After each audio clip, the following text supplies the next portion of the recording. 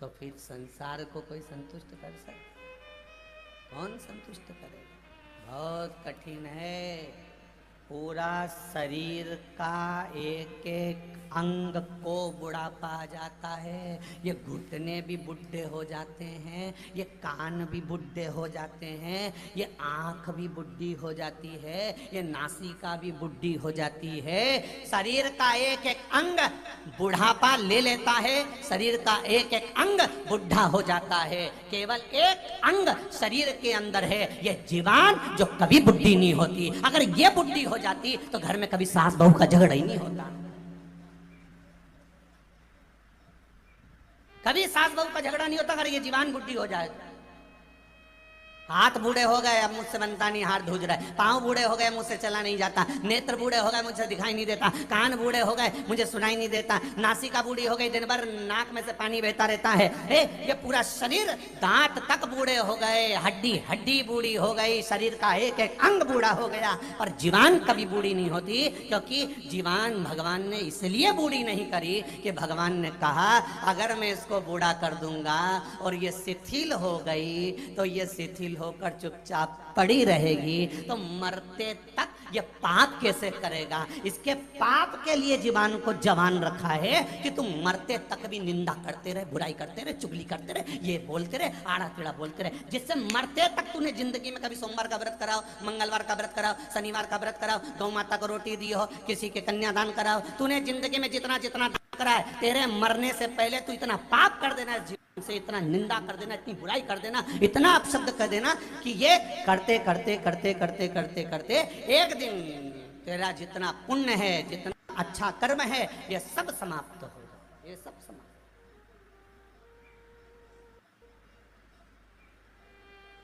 पुण्य,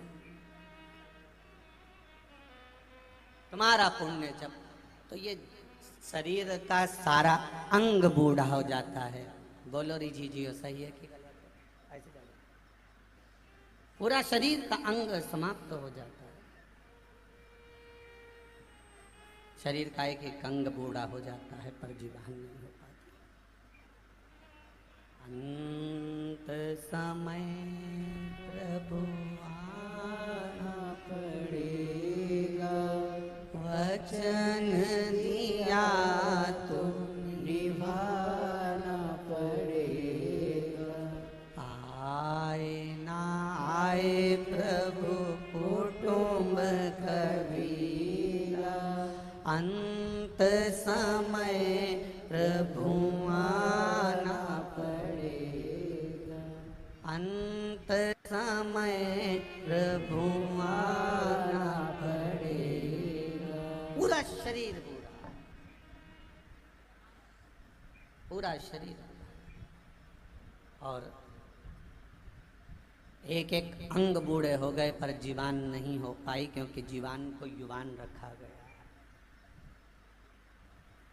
जीवान को युवान रखा कि तू जवान रहना, क्योंकि तुझे मरते मरते तक भी निंदा करना है। नजर और नियत ठीक रखिए। आप अच्छा देखोगे, अच्छा दिखेगा, बहुत अच्छा दिखेगा। आप बुरा देखोगे, आपको बुरा दिखेगा।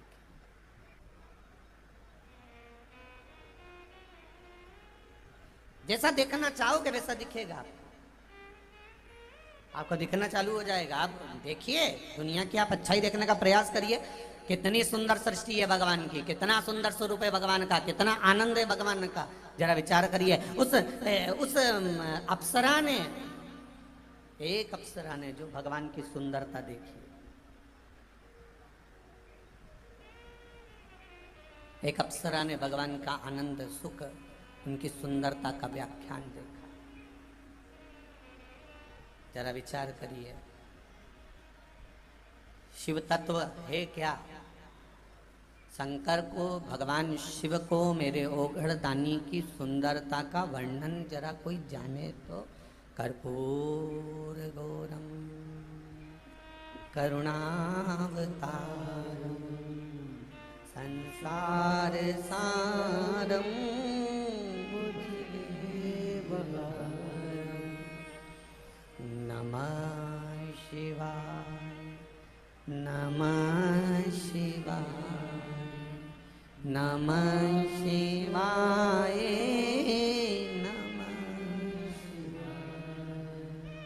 कर्पूरगौरं करुणावतारं संसारसारं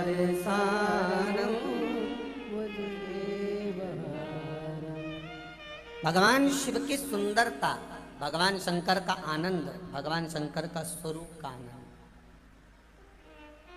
अच्छी नजर रखो, मेरा शिव सुंदर दिखे, अच्छी नजर। और जब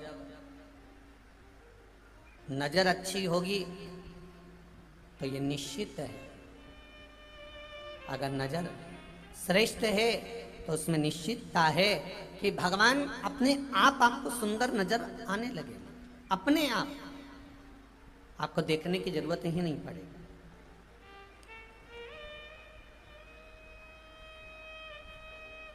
आपके भीतर की सुंदरता आपको भगवान में अच्छापन दिखाने का प्रयास करेगी।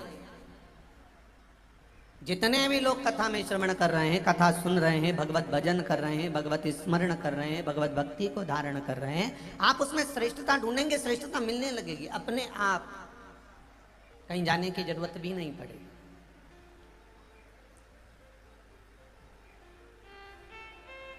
अविरल भक्ति को पाने महाराज, एक अप्सरा जिसका नाम है मधुरा, जरा विचार करिए, वो मधुरा भगवान शंकर के पास पहुंची है, देवलोक से पहुंची है, और शंकर भगवान के स्वरूप में उससे सुंदरता नजर आ रही है। भगवान शंकर का स्वरूप उसे सुंदर दिख रहा है, भगवान शंकर का स्वरूप उसे आनंदमय दिख रहा है, भगवान शंकर का स्वरूप उसको अलमस्त आनंद भक्ति में नजर आ रहा है। वो मधुरा जो देवलोक में निवास कर रही थी, केवल भगवान शंकर के सुंदर स्वरूप को देखने के लिए, भगवान शंकर के सुंदर स्वरूप को जानने के लिए पृथ्वी पर गई है, मृत्यु लोक में गई है, भगवान शंकर के स्वरूप को जानने पहुंच गई। और शंभो शरणे घड़ी मांगो घड़ी रे